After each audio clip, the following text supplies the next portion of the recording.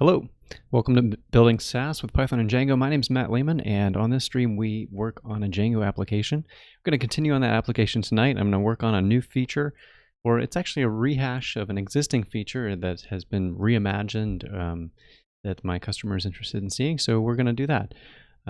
Before we get started, though, I want to thank my patrons who support me. So I have an account on Patreon, and you can go to patreon.com/mblehman and support me if you find this content interesting and compelling.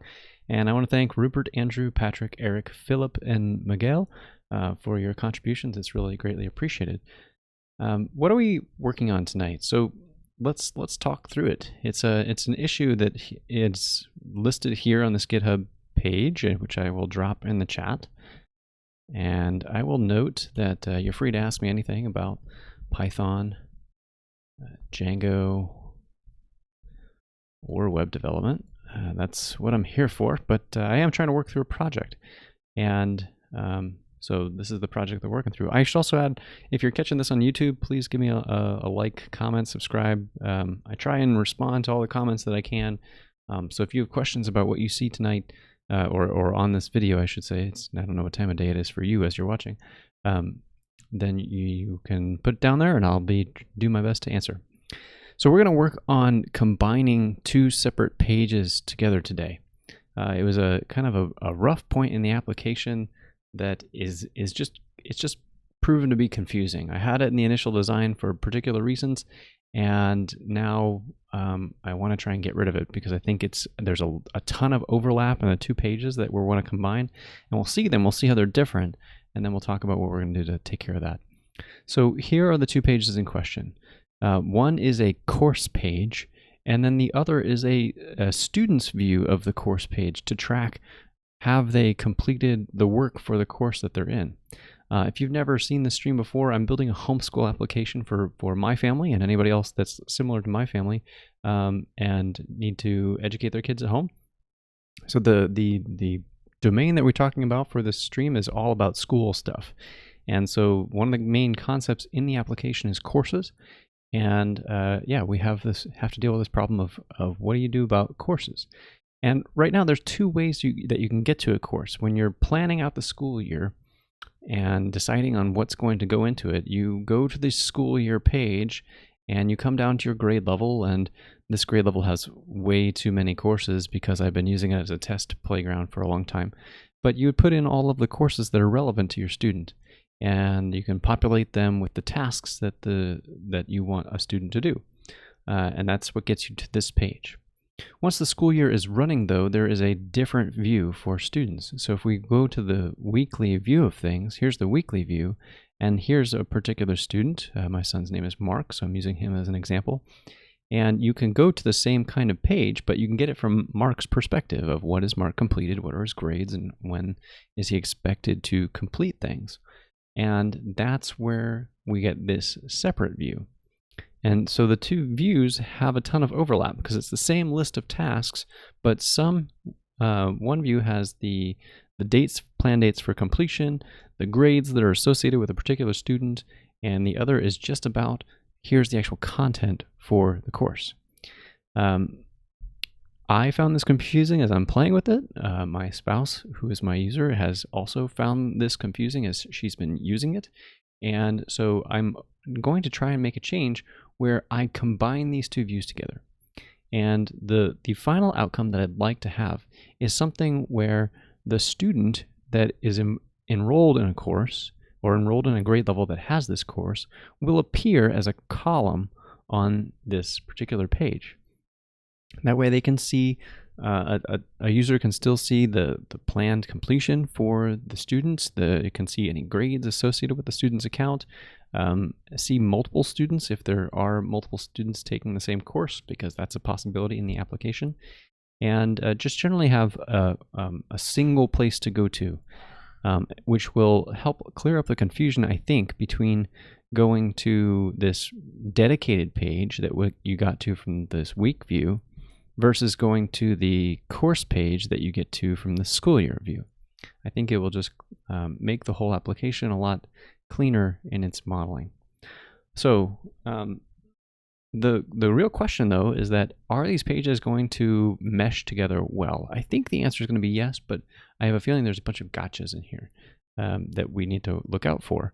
And that's where we need to do some work, and where we're going to hedge our bets. So for this particular feature, we're going to combine pages, but we're going to do so with a feature flag.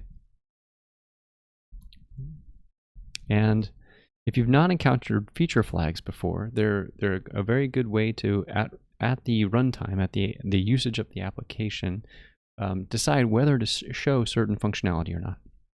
And the benefit of feature flag in this case is I can build out this feature and put it behind a feature flag, so it's gated code so that you either have access to this feature flag or you don't.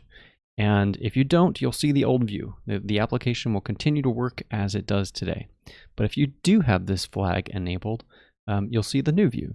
And so my spouse would like me to put this in a feature flag and check it out herself, because she's actually not sure if this new combined view will do everything that she needs. And so she wants to be able to rely on the old behavior.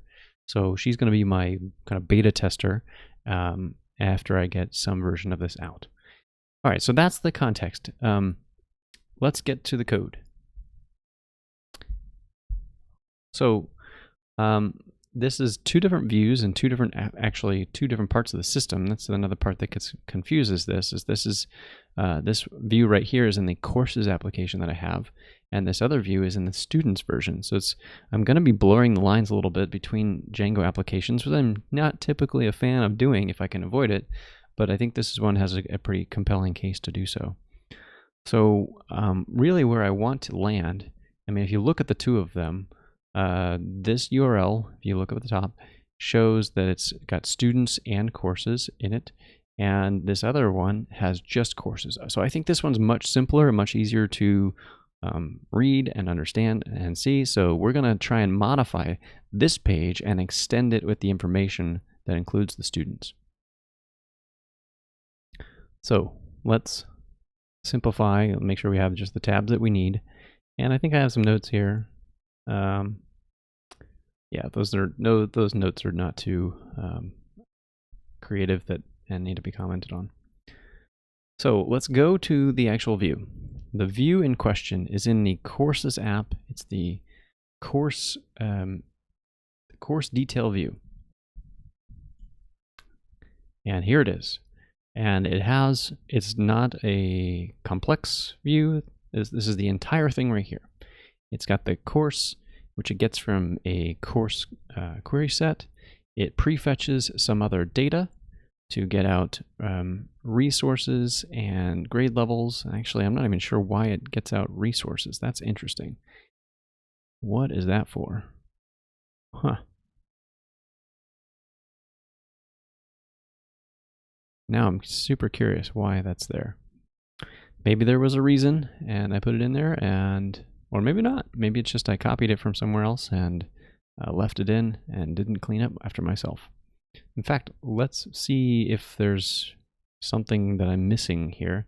So I'm going to stop this and I'm going to turn this on with the debug toolbar, which is going to show us or give us the ability to see the queries that are on the page, so that that query set has a prefetch related, and I'm not sure why that's needed.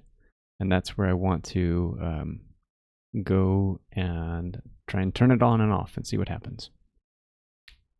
And curiously, there's already enrolled students in this view, which I don't understand why that's there. That's very, very curious. Oh, I know why that's there. Because if you look at the top, there's this link that says check out the progress for Mark. And it would list it for any enrolled student. So we're already fetching some of the data that we would otherwise be displaying in here. All right, so let's refresh the page. And we'll get the Django debug toolbar over on the side now that we've turned it on with debug mode, which I control through an environment variable. And we can go to the SQL query. SQL query is this big one It's here. It's right here. You can see there's the main query, and then because I use prefetch related, it fetched with the resource table, the task table, and the graded work table, and some other stuff down there. So I'm curious, like we've got a query of 9. Why in the world do we need the resources? I don't see it used anywhere. And so I'd like to just get rid of it if it's not used. Like that was 9, right? Okay. And let's refresh it just to make sure it stays at 9. Yeah, still 9. Okay. So we'll delete this, and if the resources aren't actually even used, we'll actually save a query. So it's still 9. Oh, you know what it might be? At the very bottom of this page, it has resources. So it's saying it's going to list over those. All right. So the answer was in the template, and I didn't go to the template, so that's my fault. All right. So how do we begin this process? What is it that we need to make this more appropriate? I think, in fact, I'm ready to turn off the debug toolbar. I don't actually believe we need that, and that's going to slow down the page as we use it. So turn this back on.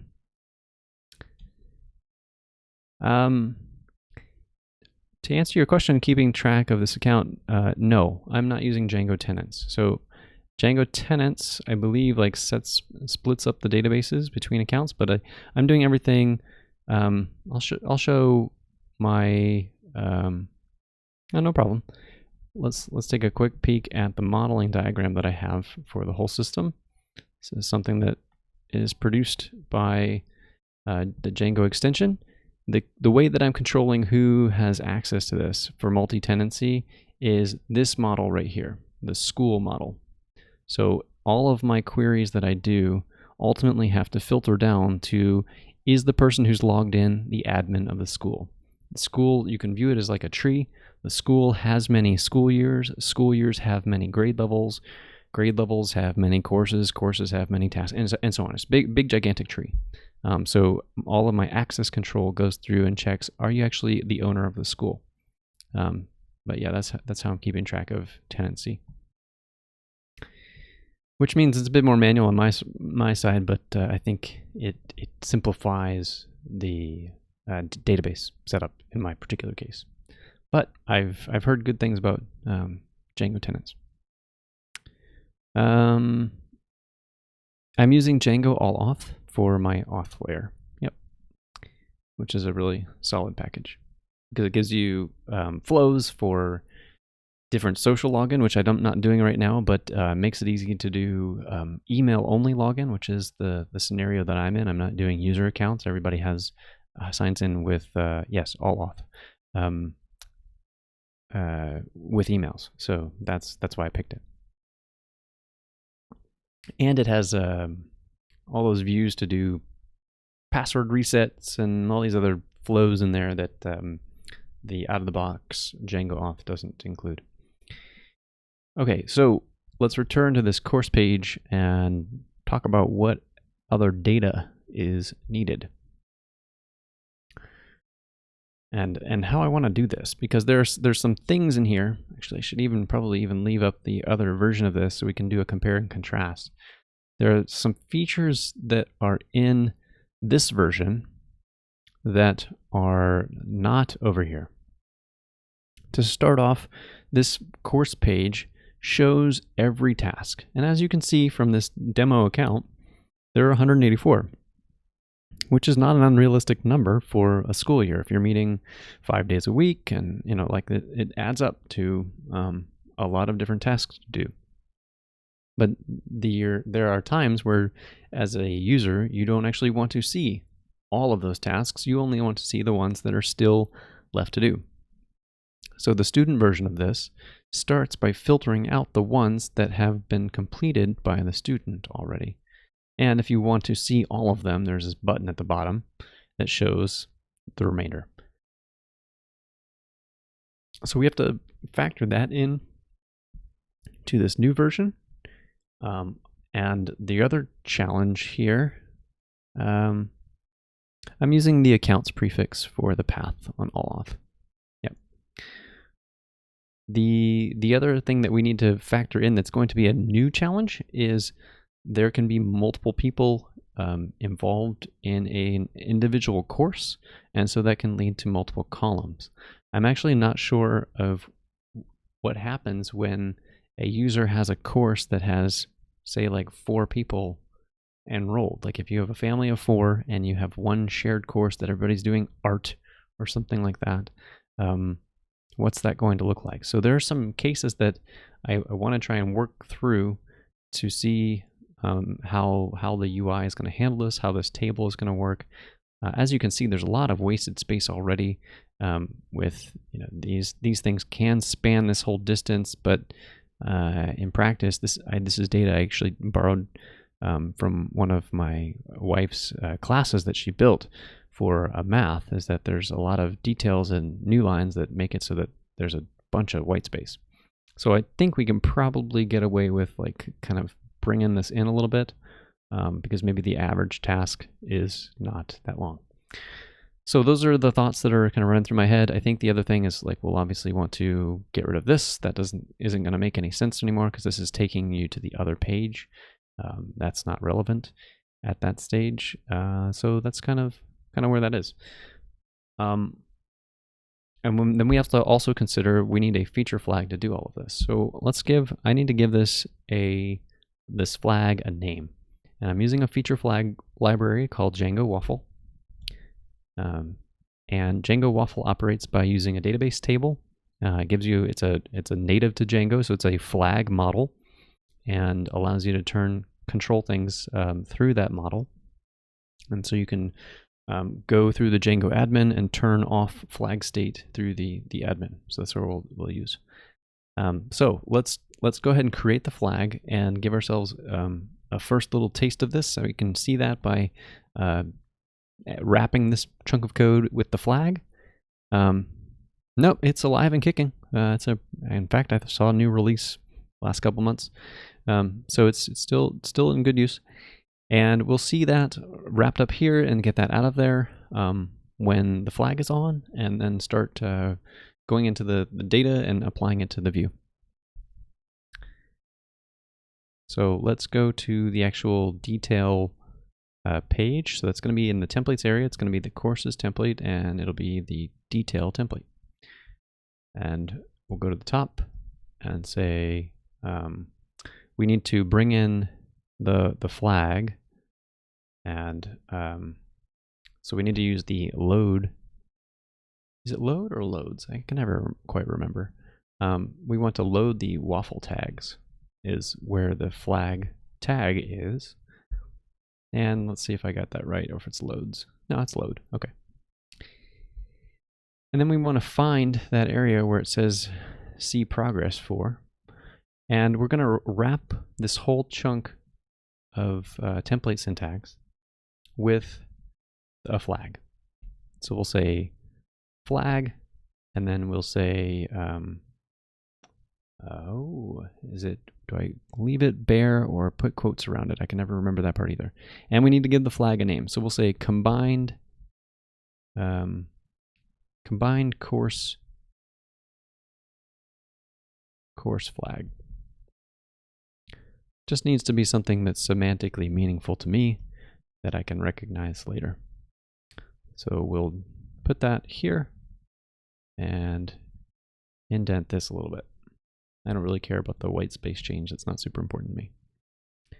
And I should have another example of flag in my system. Okay, it looks like it's no quotes. I was wondering if it was quotes or not. So now we have the system using a flag, and if we refresh this page, the flag's going to be off by default. That's what makes them safe to do. So we have effectively hidden that code, but that's actually, this is backwards. This is the place that we want for new code. So I actually want this to be the else block of the flag, so that it is on by default, because that's the state of it going out.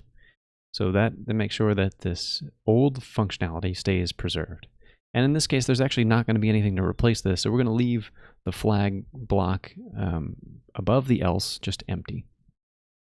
So there's that first piece. I've also been thinking about the way I want to structure this.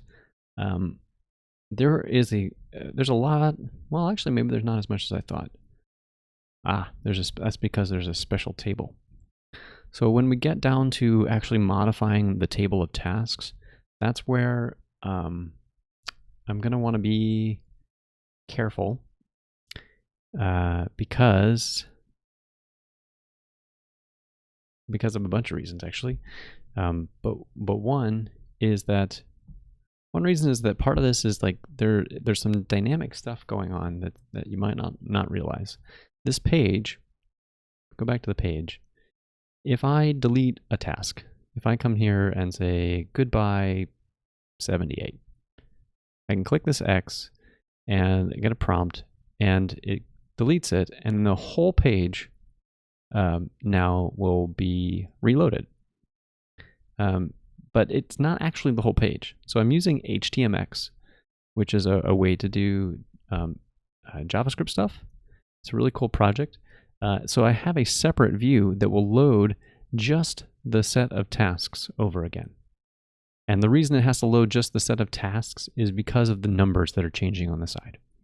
I could have made this so that you would delete it and just the row would disappear, but then you'd have, like if I wanted to delete 58 or 59 here, then I would have 58 followed by 60. And that was not something I was willing to tolerate. So I had to force the page to reload, and I know I could have done some JavaScript to renumber everything, but I didn't want to. So that's the state of that. So there's that extra aspect that we have to consider. So I have to think through the data structure that is that's being processed in this table. It looks like there's already a header here, so if there's something to display, it puts in the headers at the top, which we'll probably have to fiddle with. And then we'll also have to fiddle with this course tasks table template. Let's see what's in there. The course tasks template, I think it has an empty state too, or maybe it's just a for loop. Yep, it does. It has the empty state. So if there's no tasks, then there's another view of here calling with a call to action, a CTA, of adding a task for the first time. CTA is call to action. It's something that gets used in SaaS apps a lot, or at least that term. That's what I've heard anyway. So I want to essentially leave as much of this template alone as I can, because I want to not mess up any existing template that's here. So what I'll probably do is put this a flag in here around the actual table of data, and then copy the old code into this new area, this flagged area, and start working on that. I think that'll be the winning strategy here. Okay, so how to do that? We're going to come up to here and we're going to say we also need to load waffle tags in this template as well, so that we get access to the flag template tag. And then we can say flag and use the same name as was used previously, which I've already forgotten. Combined course flag. So we've got the combined course flag. We're going to have an else block, and we're going to have an end flag block. And so I want to take all of the existing tasks that are in here, which I guess includes all the way to the 4. Man. All right. Maybe I can just leave this chunk of code if I outdent this a little bit. Yeah, that sounds better.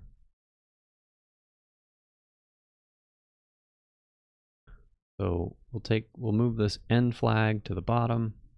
That way we're not actually fiddling with all the indentation there, which I know I just said a moment ago I don't really care about, but with this much code I kind of do.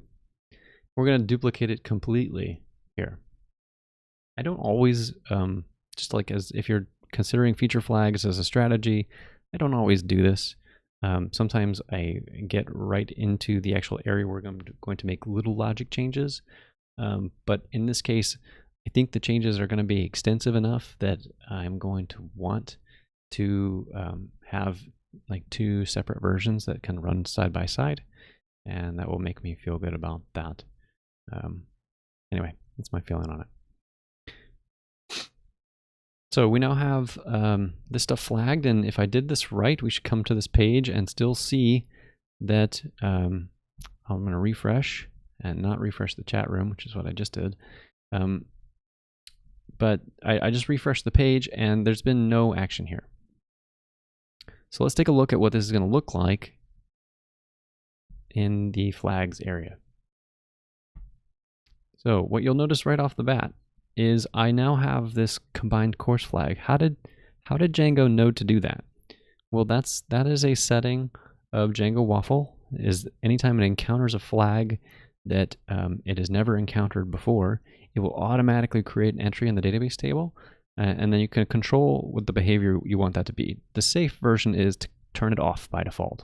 So flags should always be something that you proactively opt into, not just a behavior that is suddenly encountered and then turned on right away. That's not the way to go about flags.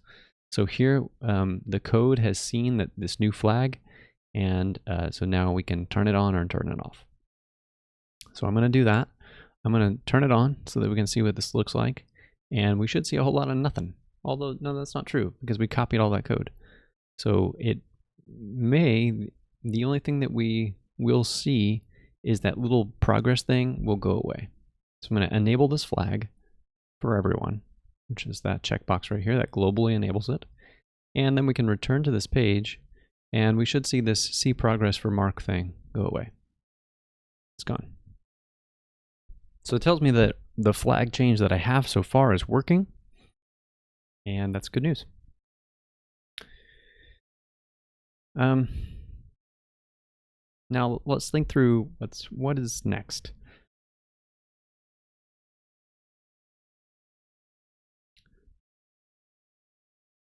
The thing that we probably need to do next, yeah, I have seen a little bit of Django HTMX. I haven't looked at it too much. I'm actually not sure. I think it's Adam Johnson maintains that, right? I think. And I think he put some good stuff in there, but I just haven't had a need to use it yet. I might later, depending on. I need to check it out. I haven't looked at it recently to see what else it's got in there. So thinking about this through this problem of what to put in next, I think we probably, in order to even try things out, and before we even get to messing around with template design, we need some set of data in here. So this is all of the tasks. So I think what we need is actually a column that is who's enrolled in this course, and start to add a column per student that is enrolled in the course. I think that's probably the next step. So that's going to be at the view layer and actually getting into the data. So I think we'll leave the tasks alone for the moment and go switch over to the views. And as I said, we already have an example of some of this is in here. And so there's this stuff that does a filter, which is curious.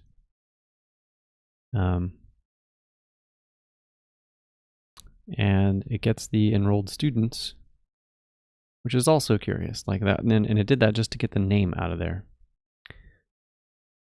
So I'm trying to figure out if we can take advantage of this information and just add quickly to that table with like a new row. That might be the best way to start, because we're going to need other data. There's going to be other things that are part of this, of determining Should we show a grade? Should we show the dates that this is likely to, that a person is likely to finish that? There's a bunch of context data that's not here right now, but we need a starting point. And in order to, at least in order for me to get my head wrapped around this particular problem. So how should we do that? If we have the enrollments, maybe we work with the enrolled students already without touching this at all. How's that going to go? Let's bring up the two templates, in fact. So we want to go back up to the table start. So we have here, there's the starting table. And I'm gonna continue this path of doing the wrapping at the level above the logic and just duplicating stuff. So we'll get flag and then combined course flag, and we're going to want the else, and then we're also going to want the end flag, and we can take this chunk and put it in here. So that's one. And if I do that, it's going to make the table top go away, so this task stuff at the top will just disappear. But we want to bring that back in because we want that. So there's that. Now the next thing we want is this version. Whoops, I deleted that. I wanted to duplicate it. Okay, we got two of them.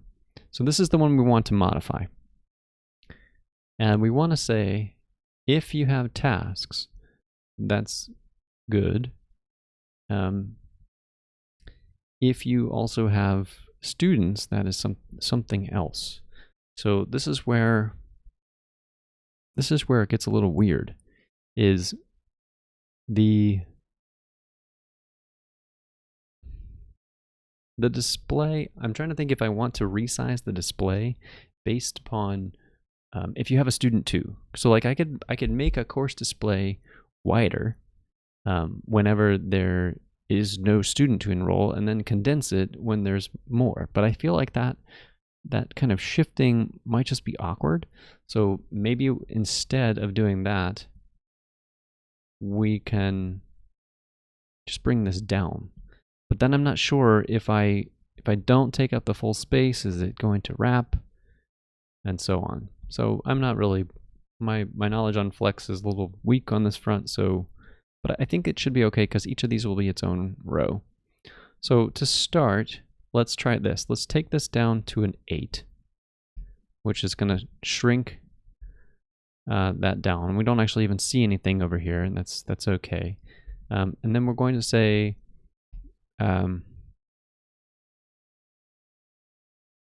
here's where it's going to break though.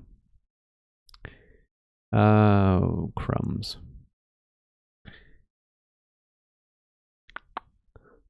I'll show you what I mean. We have a constrained amount of space for students. And if I just say, let's try and work through this. If there is enrolled students, that was the context data. It's a list of first names, I think, right now, but that's good enough. Then we could do a for loop for enrolled student in the enrolled students.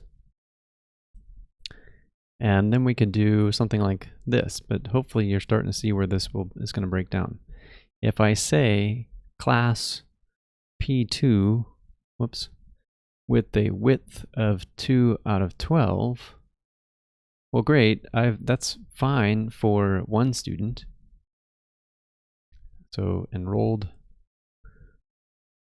student dot first name.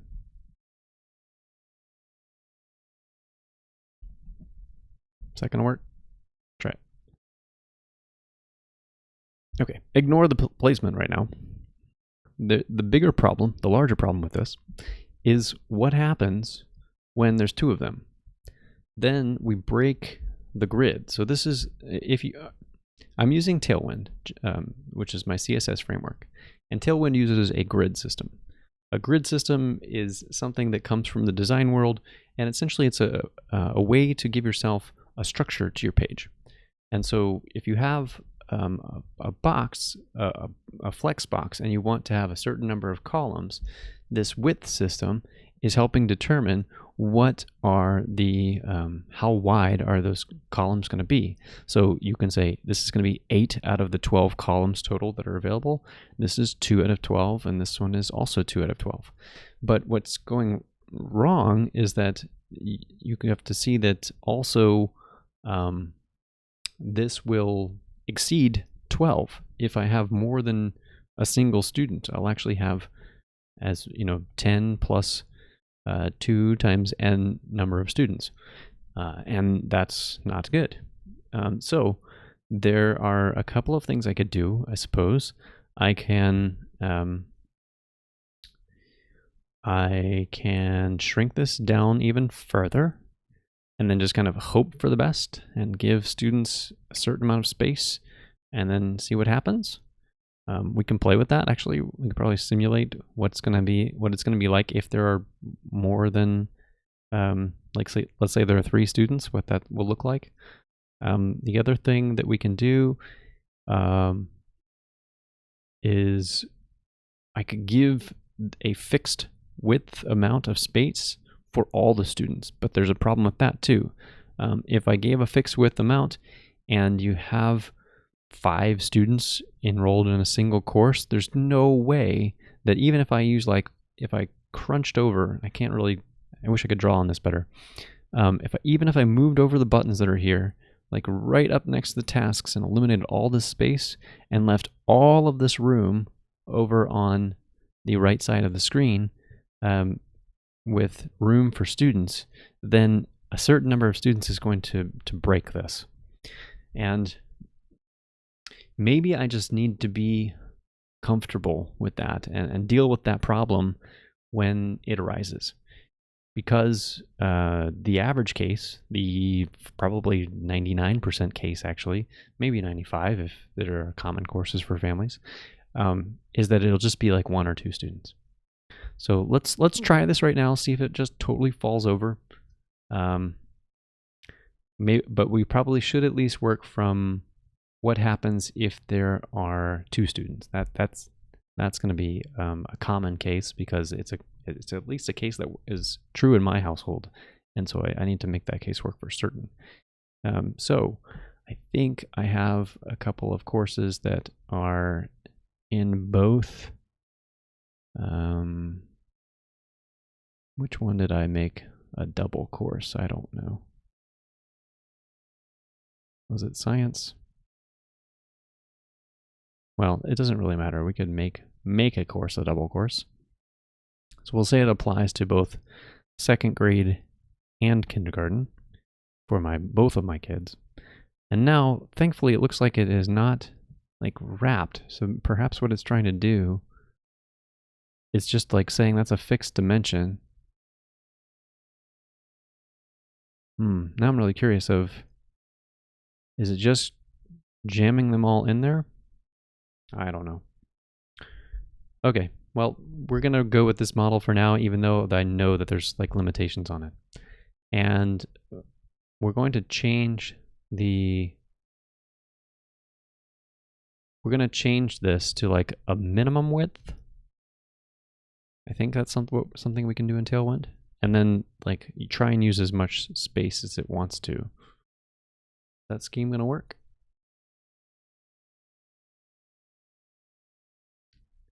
If I say you're at least this wide, and then it overflows, what's it going to do? All right, never mind. We'll stick with the max 2XL for now. We'll get the rest of the columns in there. And then I think I'm going to just have to start fiddling with a bunch of stuff on the template. So we have enrolled students. Now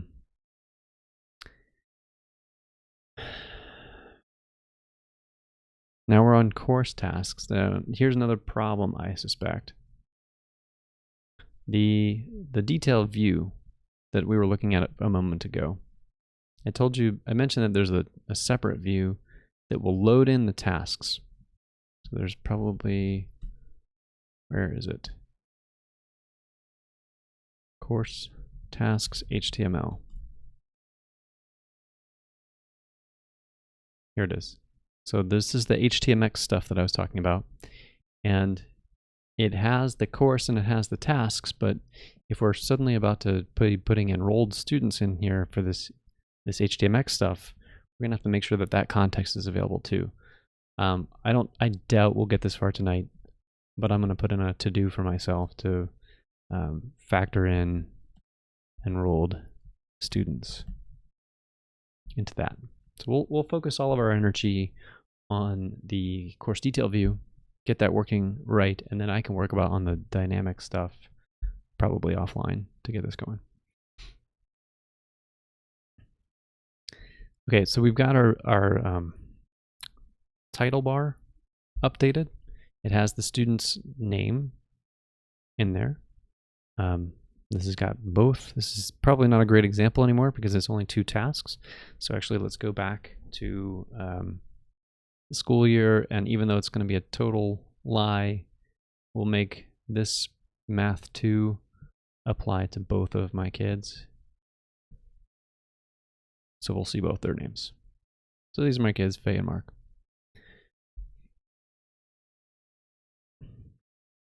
So the next step is to actually modify the course tasks table to have the same thing. So let's do that. Let's close the views, close the detail page for the moment, and then stare at this template because that's where we are. And this template has a different layout or a different set here that it is trying to do. And that we'll have to make sure that we're looking at the right set of width modifiers. So here's 1, there's another one that gets us up to 7. This is 9, and this is the remaining 3. So you still have to get up to the 12, but it's a different grouping because of what it's trying to show. Hidden in this that hasn't been displayed on that banner at the top is what happens when a task is only set for a particular grade level. So that's also in this particular layout in the main table. All right, we're ready to start fiddling with this. Yep. So let's drop this down to size. Let's cut this down to because we cut an area down before, let's cut down the description area by an equivalent amount. We're going to drop that down to 2. And then at the bottom of this, after this set of buttons here, that's what all this stuff is in this width 3, we'll do, yeah, here it is.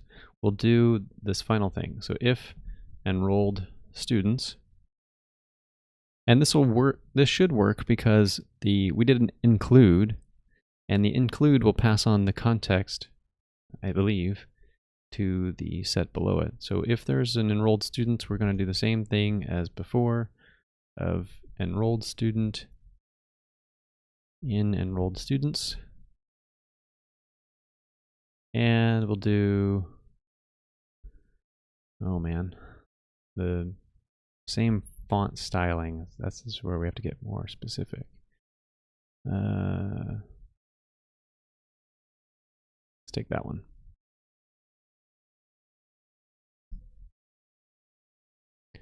And we'll say, for the time being, we're going to say div, and then we'll actually just say placeholder. So we'll see if it shows up.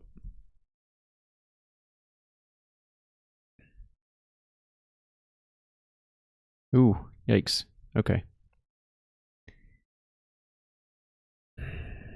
Got some work here.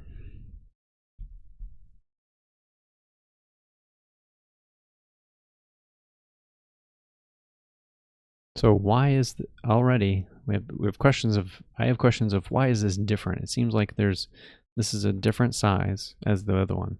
And this is the problem with the setup that I'm doing, is that I'm actually not using like HTML tables. I'm using a Flexbox that has the illusion of a table by just making sure that everything is pixel perfect. And clearly this is falling over now, and so I need to find out the difference. So the box that's here that we used for this previous example was a Flexbox, and with a max width of 2XL, has 8222. So put all those in there. And then if we inspect this row, it's the same width.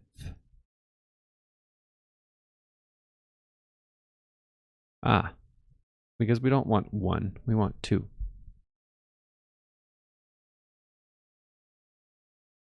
That would be what we're really looking for. So it should fill up. All right, great.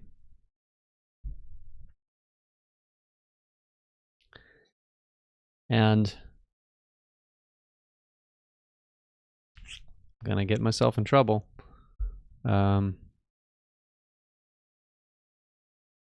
No, I'm not. I'm still in the proper. I was about to say I think I was getting myself in trouble with the messing up the flag story, but this is my totally new area. That's my scratch area. So like here, we can go prove that too. We'll go back to the flag admin page. We'll turn the flag off. So we can say disable. We'll refresh the page, and all this stuff, if I did it right, should go away. And it did. That's good. All right, let's turn the flag back on.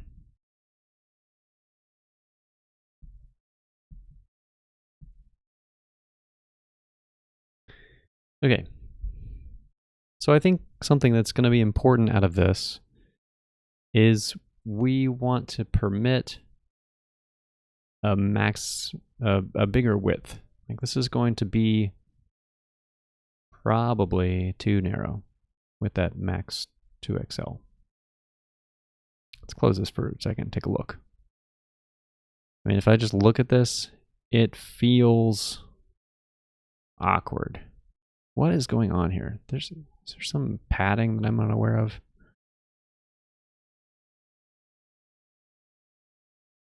Nope. Come on. That's not what I meant to click. There's something strange in here.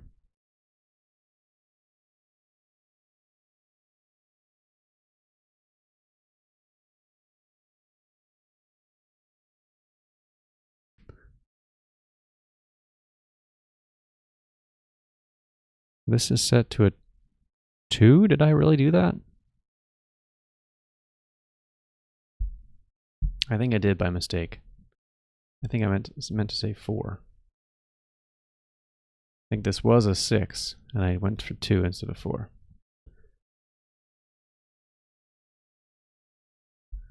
Okay. And you can see what's happening is there's some space crunching that's going on because I've got too much stuff in the Flexbox. It's trying to do its best to fit everything, and we're getting into overflow stuff, and it's just looking crunched.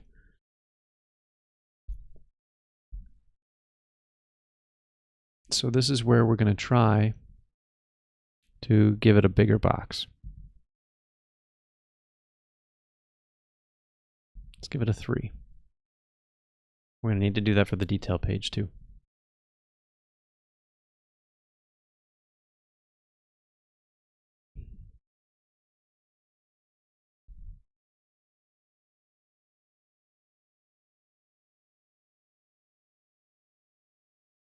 So now we've got the full amount of breathing room for everything.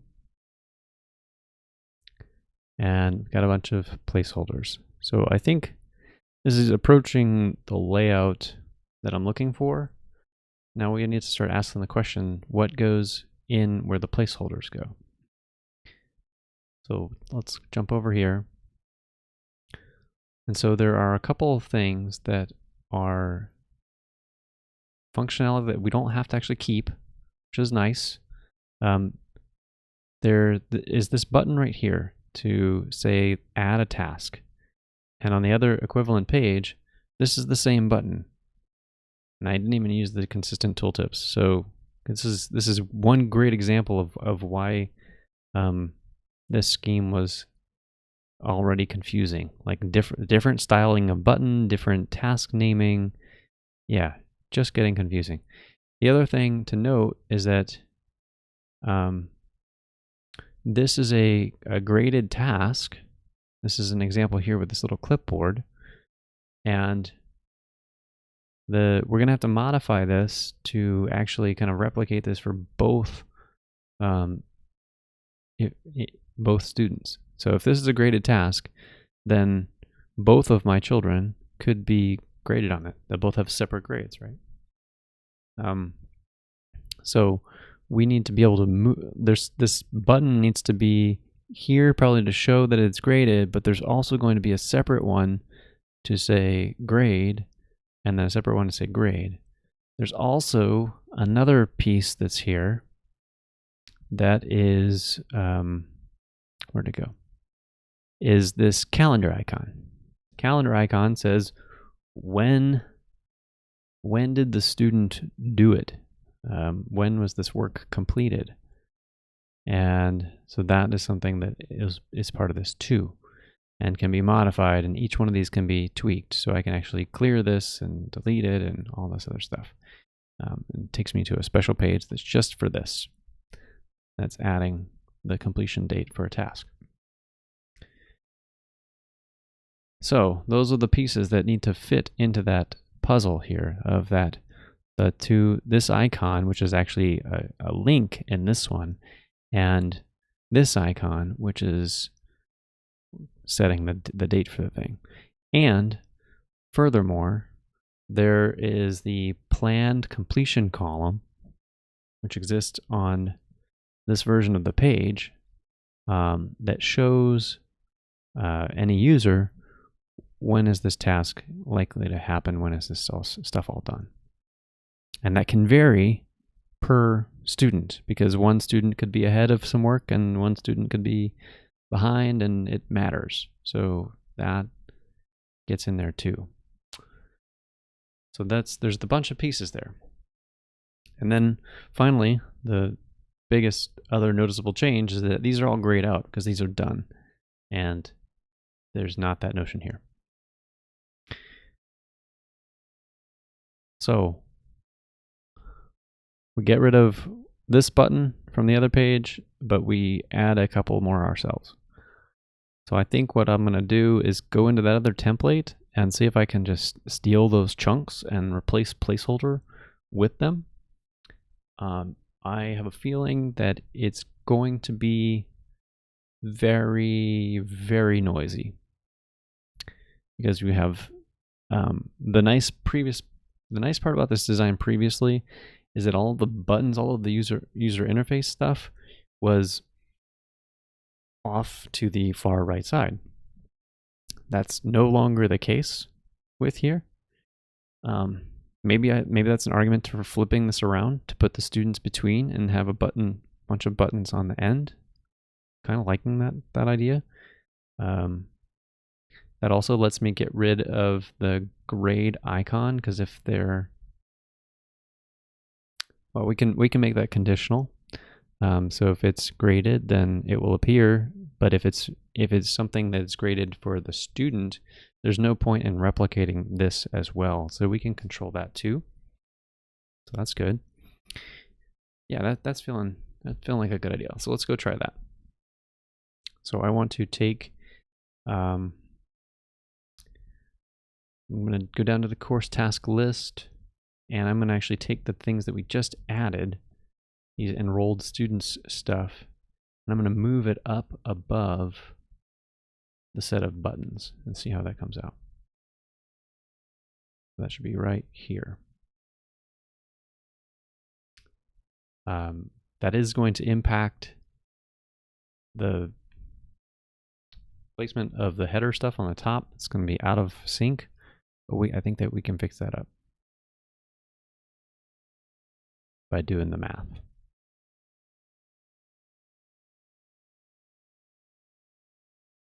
Yeah, I feel like that's going to work out way better.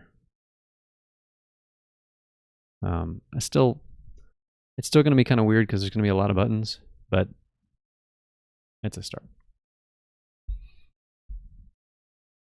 So now we know that before this placeholder buttons, there is a width of 2, 4, 7. So in this page, we need to put, we can change this to a 7, move this to afterwards, and make this a 3. It's going to make the numbers line up.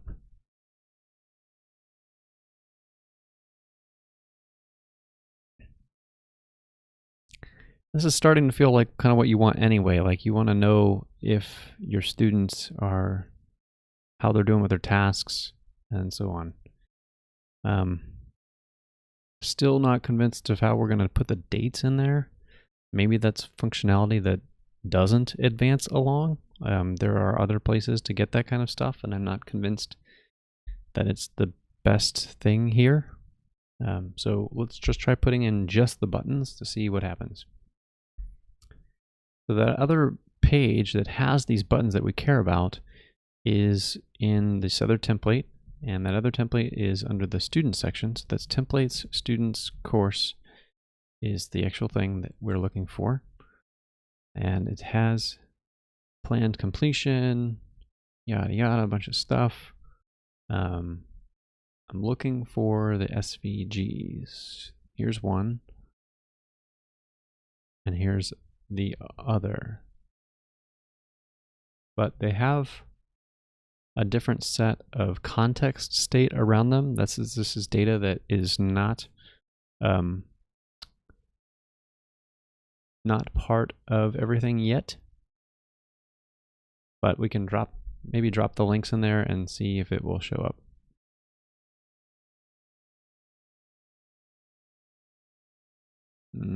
Is this what it is? I think this is it right here.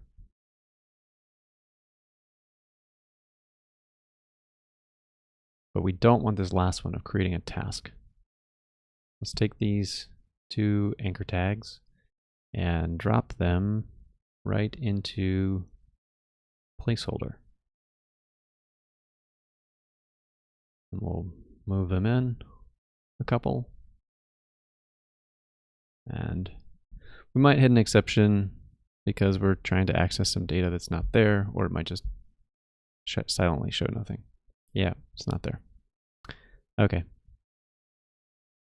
So there is a reverse in here that's trying to call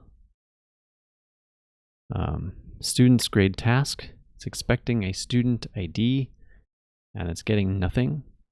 And it's also expecting a course task, but the task is available. It's just under a different name. And so, frankly, so is the student.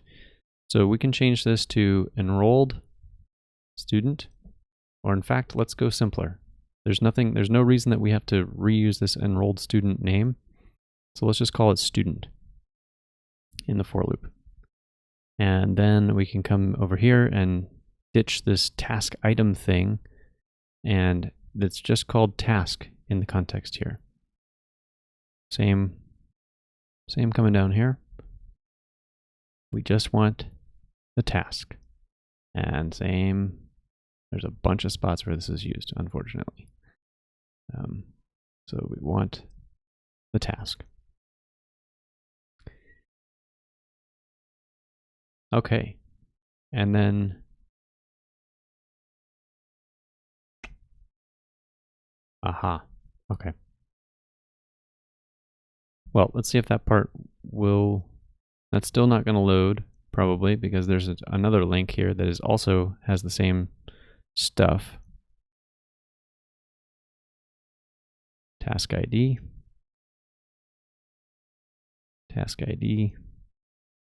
and one more.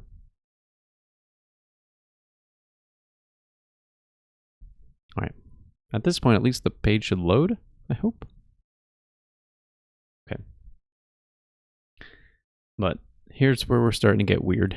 The design of this just looks strange, right? This is a very awkward looking page now. So all these icons that are in the middle of nowhere. Yeah, I'm not really feeling good about that. So maybe this needs to change to something that's more than just icons. I could see this being a stack of a couple of things, like if there is, none of these are showing grades, but they should. Here's an example. Still confused about why there's clearly enough space for all this stuff. And there's some of them are wrapping at a weird spot. Why is this wrapping here? 4.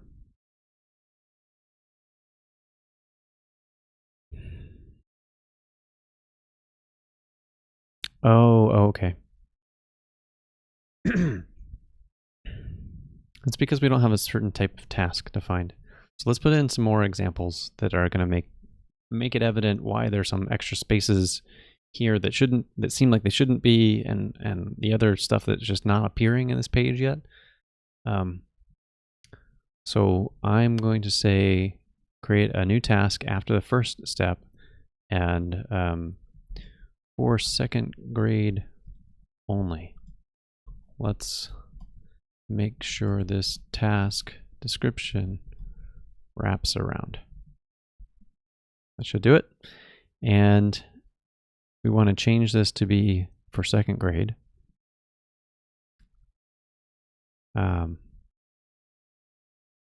That's curious. That should not be appearing there, but whatever. And I'm going to say add. So now you can see what's happening. The reason there is a block of 2 space here. For the scenario where we have a task that is specific to a grade level, that is possible for courses, because I've made it possible in the system so that a course it can be for multiple students, but sometimes there are things that only one student needs to do. Like my son, who is a couple years older than my daughter, might be doing some slightly more advanced stuff in a shared course. So this is a sensible scenario to have a task that is only available to the second grader and not for the kindergartner. And this is where some of the filtering is going to get annoying and complicated. Is like in that scenario, if there's a task for only one student, any other student should not have the ability to set a date for that task. It doesn't make sense. And you shouldn't be able to set a grade, and so on and so on. But what I think what's bothering me more is that I'm wasting a lot of space for something that only affects only affects things sometimes. So I think what I would really like to do is change this. So let's put another task. Here is another task with a long description that should wrap, that doesn't apply to a single grade level. And this is bothering me that this is saying all the grades. I'm going to make a note there. So that's a bug. It shouldn't. So if you have a course that only applies, that only 2 different grade levels are in, you shouldn't be able to filter it, a particular task, down to any other grade level. So add task for multi-grade course shows too many grade levels. A course for grade level A and B will show grade levels A, B, and C on the grade level filter. That's not right.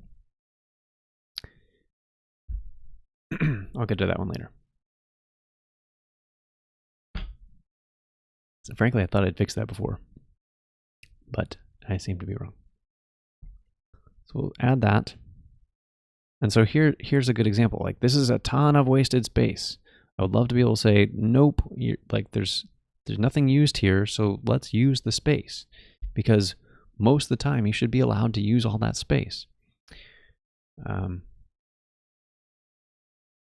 So we have our links. We'll clean these up a little later. I want to come down to this guy right here, and this is where it needs to change. Like, we only want to really show this div if there's a task grade level. That's when it's showing the name, so that's when we should show the div. So let's move this up, and we're literally going to change the structure. But the important part here is now we need to do a little bit of extra stuff on this width. So if there's a task grade level, then you want that to continue to be that smaller size of the width 412, because that's going to show, it's going to make this extra div up here. However, if there's not, then we want to go to an else block and say width of 612. That's what I want to put there. And then we end it. Now, we should still get the behavior that is nicer here of this is a smaller box because it has to accommodate this, but this thing should expand to the full amount of space. And as I do that, it's making me wonder if I actually like that. Because this is like a weird chunk of UI now. Like, if you're going along, and none of these other ones are going to have this, because this was not originally a course for multiple grade levels. So there should be some other call out. Oh, you know what it's going to be? Yeah. Okay, I like this better. I want to get rid of this grade level column thing altogether. Because in a scenario where I have a grade specific task, then this second grade task is only going to apply to this student who is in second grade. It will not apply to this student who is in kindergarten. So whatever UI we end up putting in these boxes, I can leave empty for that particular task, or say not applicable, or some kind of demarcation that it doesn't matter for Faye in this example, and then we can leave this, get rid of this all the time. So that's actually a nice benefit. The downside of this approach is that the person will not see that the task is only for second grade. They will really just see that that Faye doesn't have to do it. And then they'll have to know that Faye is not in second grade. And that's maybe a downside, especially if you don't have any students enrolled. Okay, so there is maybe one scenario where you kind of want to keep this, And that's if there's no enrolled students and yeah, and shoot, my brain's farting on me. If there's no enrolled students and what, Matt, and it is for a specific grade, then you still want to show that, probably. So should we say that? Should we do that somehow?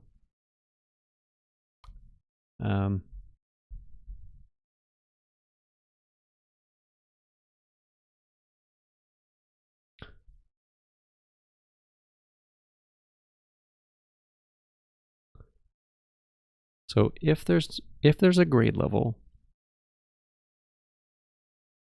and there's no enrolled students and not enrolled students, then do this 4 out of 12 thing. This is the only time that we want this to be true. And not enrolled students. Yeah, I think that feels right.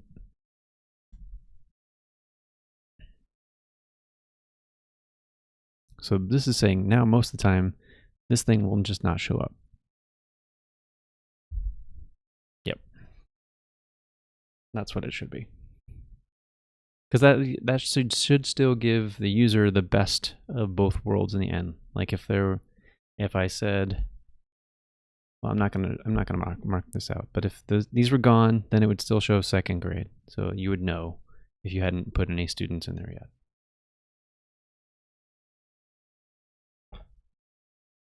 Okay, starting to make, so I think I'm hoping I'm illustrating that just making these little logical tweaks matters for making the usability of the application good or bad.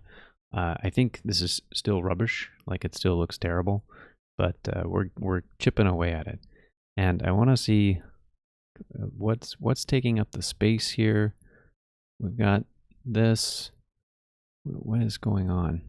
So there's some like padding or something in here. Oh, you know what it is? There's a hidden, when there's a graded icon in here, it's hidden most of the time. So to give it all equal spacing all the time. So there's one thing. The other noteworthy thing is there is that second icon that's not appearing, that it should appear here, but it's just not appearing at all. And on this one, it was actually like before the graded icon. That's really kind of curious. So I would have expected it to show up over here if this had been working, but it wasn't. So let's come back over to the list of stuff. And so task item has graded work. That's why this is not working. I think I made this into a property on my model. I need to check on some stuff. There's a really bad version of this that will do a ton of database queries if I'm not careful, because but we just need to check on it. So let's look at the course models and go to the class course task.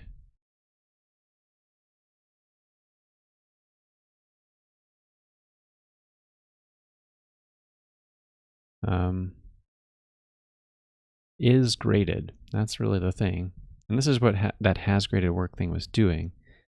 And it says, there's a good, I'm thankful I wrote myself a note. This triggers a database query since it's a related name.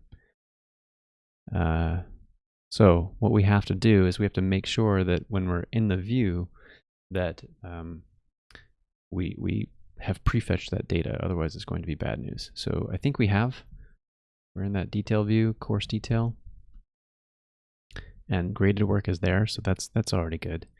So I think what we can do is come down to here and say, this is the task, and instead of has graded work, we say is graded, is that property. I think that's the only spot that it occurs. All right, Let's try that.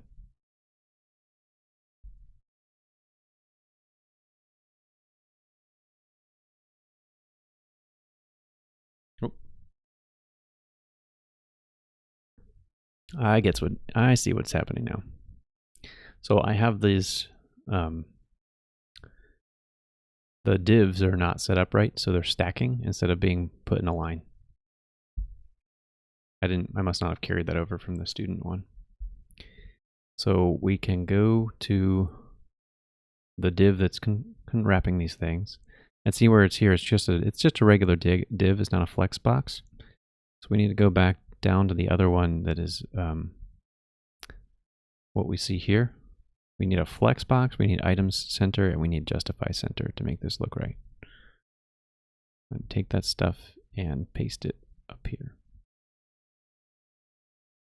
That should do the trick.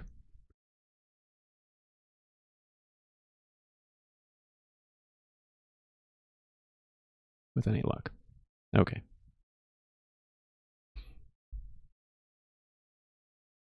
Now I also want to do the confirmation that we are in fact not doing an insane number of queries right now.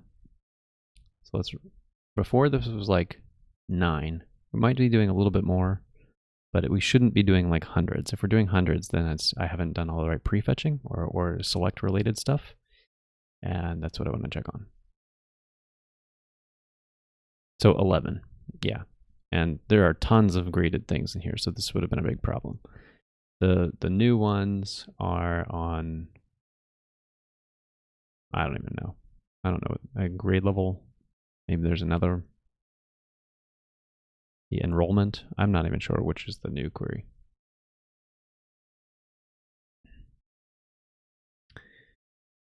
Okay.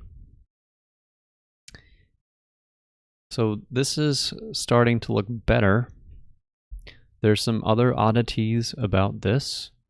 By making this change, we have now got the title, the name up here doesn't match up with the buttons, which looks a little strange.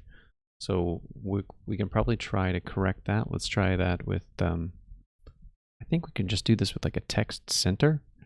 See if that looks okay. To center align the text. That should put it right over the buttons with any luck.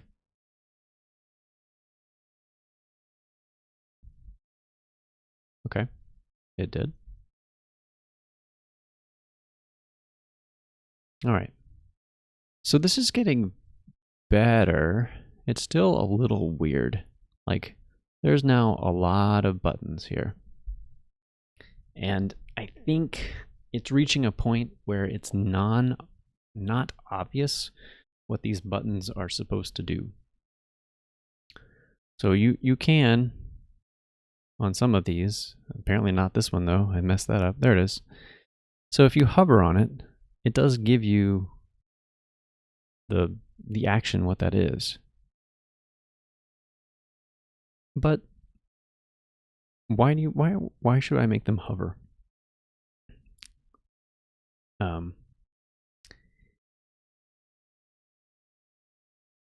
So I'm trying to think of like what I should replace that with if I wanted to replace it with something. This is still probably the right amount of space for all this stuff. Like I think spacing wise, I don't think that we're going to get a whole lot better. You know, with a 12 column grid here, what are we doing? We're already overloading it with too much stuff. So we've got 1 out of 12, 6 out of 12, so that's 7. And then we've got 9, and then 11, and then 14. So we're already over the limit of the grid system that's there, so that's not really that good. I think it might just be trying to do some percentages. I'm not really actually sure what it's doing to accommodate that. But what other strategies could we do? I mean, we could, I don't know, because here are some things that I like. when these things can be pretty, if you don't have a lot to say, like look at this line right here, this line 11. It's a single line task.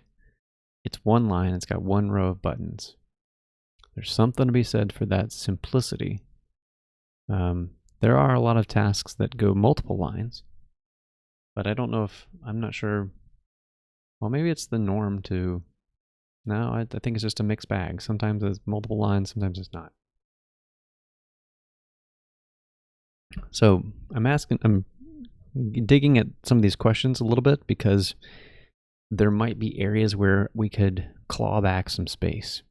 So like if I changed the button layout, for example, to make it a box over here so that we have up and down on the side and then maybe plus and the X like next to those, then we could shrink down this 3 out of 12 to be perhaps a 1 out of 12 or a 2 out of 12 and clear up some space, because this is all the real estate that it's using right now to do that, and it's quite a bit.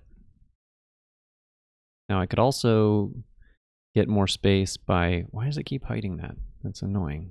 All right, there we go. I could also get more space by chopping off the left and right padding. There's a strategy that we could do. Looks like there's actually some stuff inside of this too. Maybe not, and maybe it's just the justify that's doing that. Could be. Not really sure.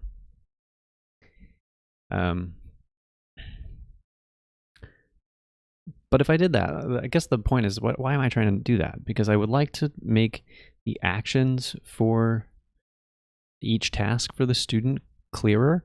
Also, there's some stuff that we still haven't put in here at all. The completion dates, I don't know what to do about that. And maybe I'm not even sure that it's truly necessary anymore, because there was, my spouse had asked for, like, she needs to know when is the end of something, and on a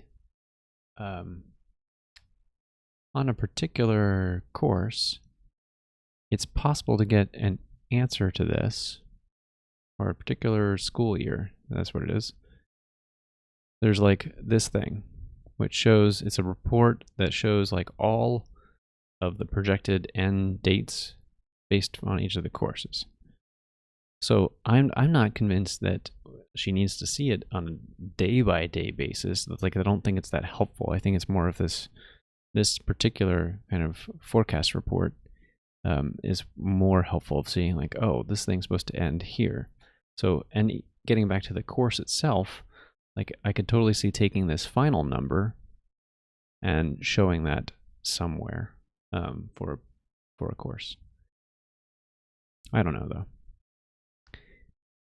This is part of why I'm putting this behind a flag, and I'll have it be something that I can turn on and off to show her and let her give some feedback until she's happy with it, and then switch it over to something else. Okay, let's go back to this.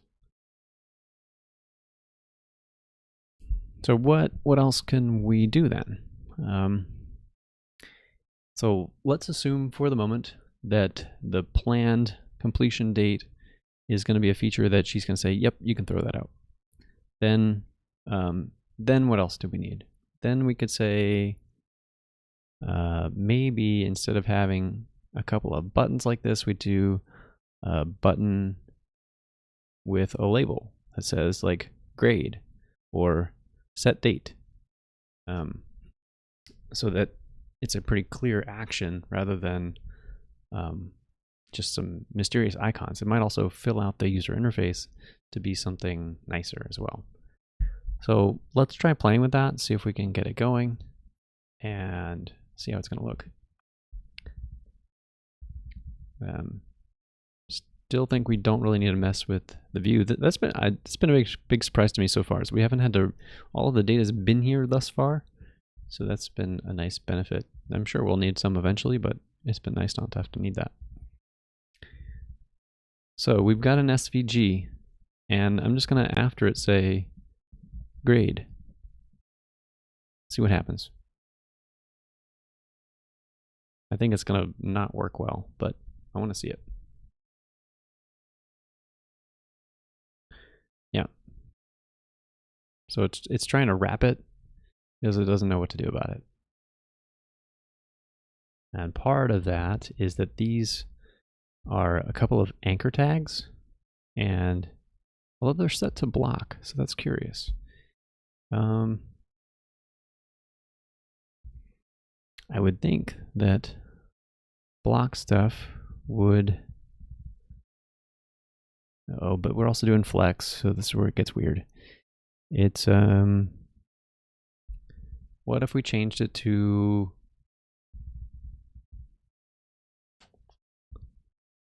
wrap this all in a div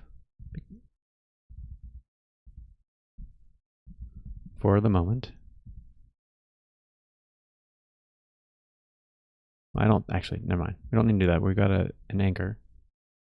What if we change it to a flex column?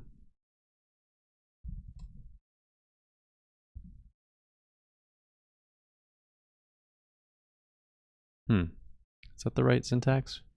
Tailwind? Flex column. Nope, I had the wrong syntax. Dash.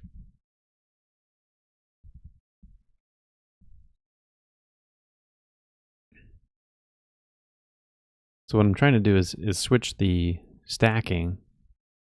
Oh man, what is going on here? That looks like junk.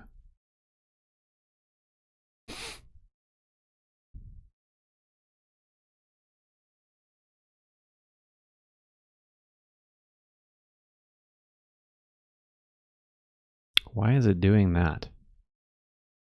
Really looks terrible.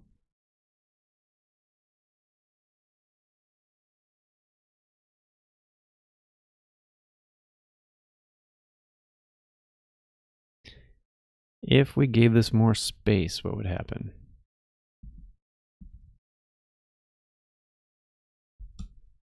Nope, that doesn't fix it. So there's something wrong with like that particular row. These things are not going the way I would think they would. Oh. Maybe that SVG is like a block. All right, there's some funny stuff that you have to do. Like, see how these are lined up right here? This is actually more complicated than it looks. It's really a flex box inside or something. It is a flex box itself so that the SVG and the div can be lined up. Yeah. So we have to, if we want this to look that way, we have to go to this and we have to say flex. And then we say items center. And then we can come into here and add another. I think we need a tag around grade.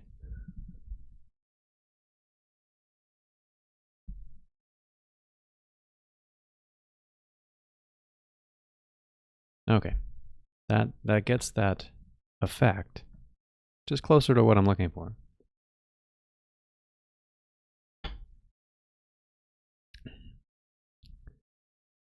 So let's try that. We'll keep going with this for a minute. See if I might need to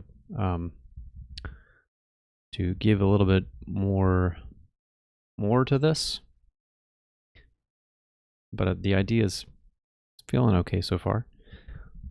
And we're going to add the same flex and items center. And put a div with set date. See how that looks. Okay. And then these look like junk now because they should be at least to the same side. So I want to take off of the flex column. We don't want to justify center. I want them to be on a side. I think that's the right one.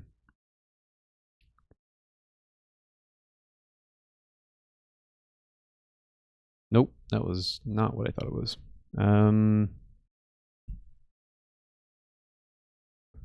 Item center?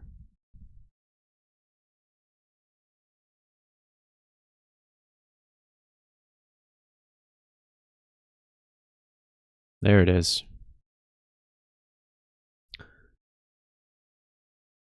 I think the justify center was setting it to the middle of this, which still feels pretty good. There's a weird oddity here. You can see it. All right, you may not be able to see it. I see it. When there's no grade, it's still putting that item there. So I really want that to be somewhere else. So I want to say, if you're not graded, I want to take that if statement and put it up above the whole anchor tag.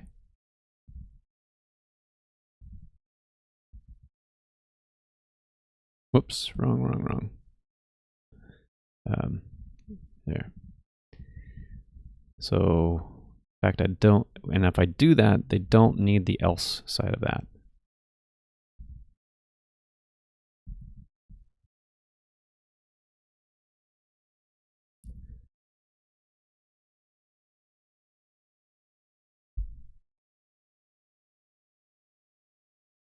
That should put this right back in the middle.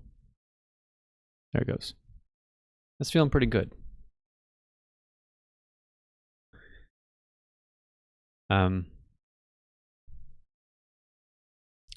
What else could I do?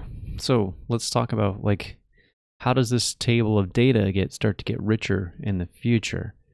It starts to get richer by, this says a date right now, but this is if this is already completed, I can put that date here.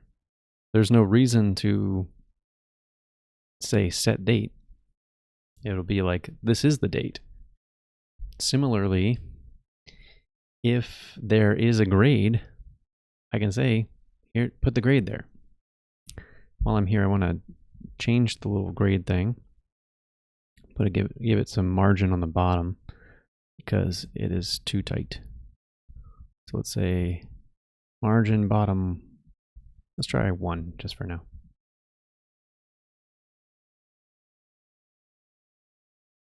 I'll space that out a little bit, I hope. Yep. So this is beginning to feel like a more natural user interface to me. We're getting as much space as we can here. There's still this weirdness with the spacing over here. Like there's more space than I would feel is necessary. I think it's just the reality of, I've given this particular box a 3 out of 12 width, so it's got a lot of freedom in that when it doesn't need to.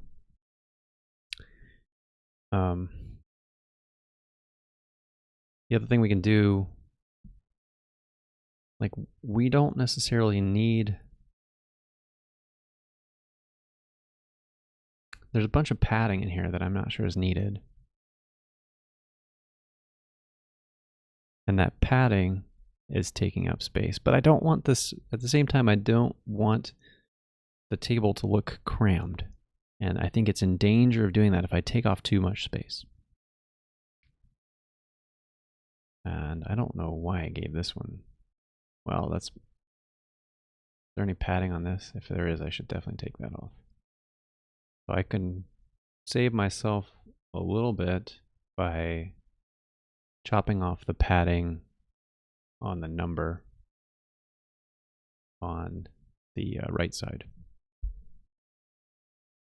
But anyway, that's a detail that we'll get to later as I'm tweaking. Okay, so then when we get back to what's really required, if a task is graded, if you are looking at this row of icons, this starts to look really obviously unnecessary. I could make this so this doesn't appear at all if there are enrolled students, which would shave down on that quite a bit.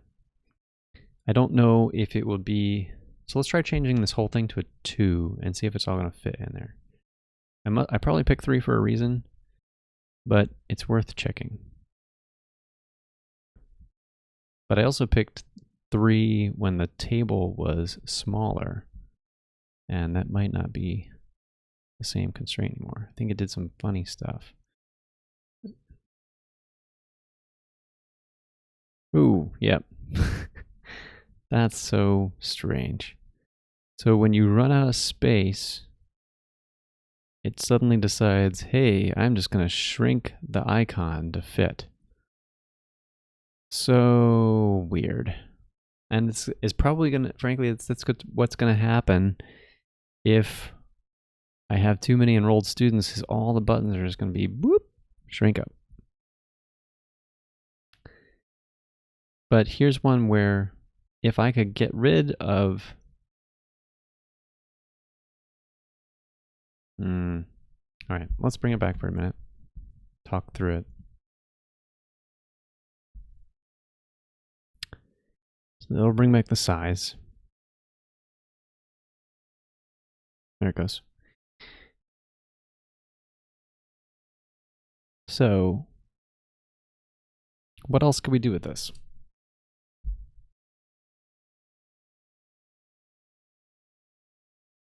I mean, longer term, it'd be nice to get rid of these buttons altogether. The up and down, it'd be nice if stuff was just like draggable, that I could just drag it up and then drag it down and would reorder. That'd be super cool. That's one thing. That's not what I'm doing anytime soon, but that's one thing. The other stuff, so as I said, this set could be, this could be 2 rows of buttons. I don't think I can do that quickly. And then, but the problem is that we've got this graded thing.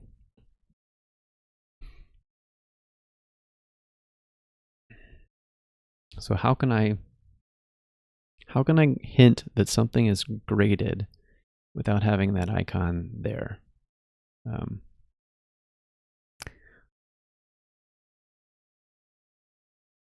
But otherwise, I'm starting to like where this is shaping up to look like. I feel like it's representative of the kind of actions that you want to do. It gives the parent, the homeschool teacher, the educator, all this control right from this page, which is pretty cool. It does display the information. Like, I really do feel like there's too much space here. It's just too much.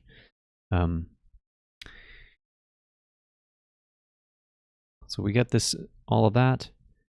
I'm going to try, what happens when I resize this? You won't be able to see this because it's going to cover up some stuff. But so we've set a max to 3XL. So we have constrained the space to even though I'm shrinking down the browser size or growing it, we're working with a fixed quantity here, which is good.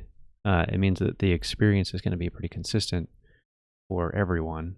And unless they go, I mean, if you get really small, then it's going to get stupid. But I'm hoping that, yeah, that's just, my hope is that nobody is working on a browser that is like teeny tiny. I am not going to design for that. I just don't have the time to design for every single browser size, especially ones that are unreasonably small like that. So what else should we do? I mean, I might say that this might be like a good stopping point for this particular stream, and then go get some feedback from before I commit any of this code. Like, I think I'm not sure any of the tests have broken. We can try running the tests. I think all of those, it's just like template changes. So yeah, has there been any code change? I don't know there's been any Python code change. So I'll let those run for a minute, see if they complain about anything. The other area that I need to eventually change is anywhere that links to this old page that has this old style. I have to link to the new page. So that's something. Oh, okay. Well, thanks for joining, even if for a moment. I'm glad you are enjoying the podcast, and I will continue to. I do put up all this content on YouTube. So if you want to catch some stuff later off work hours, you're welcome to do that. I had somebody else who on Twitter from like Germany or something that said, this is actually 3 a.m. my time. So that's the reality of time zones, right? We're all in different parts of the world, sadly, and I can't accommodate everybody, unfortunately. But yeah, thank you very much. Appreciate that. So last thoughts on this template is this seems like a good start. I need to run it by my spouse and get some feedback on there. I can probably run a test that has like 3 or 4 students and see if it just totally breaks down. It might, because as we saw with the buttons, this stuff got weird. And it might become unusable if somebody tries to make too much. But other than that, I don't know what else is going to be needed. And my brain is frankly just running out of steam. So I am going to call it here for the night. I want to thank you all for joining in. Hopefully you saw something of this process of doing template design. We didn't get to see a whole lot of the benefit of feature flags. I showed them a little bit in practice and how they kind of make it possible.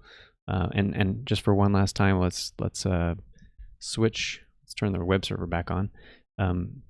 Let's just switch it off to make sure that everything still looks good. It should. I mean, all the code was gated behind this, so I could in theory commit this code right now, and the page for every user on the actual site in the production environment or the live environment should see this view, which is the much simplified view that doesn't have both students. So yeah, there's that. Anyway, this content is going to go up on YouTube after this. I hope you enjoyed the stream this evening, and I hope you have a great night or great morning or wherever you are today. So take care. Have a good one.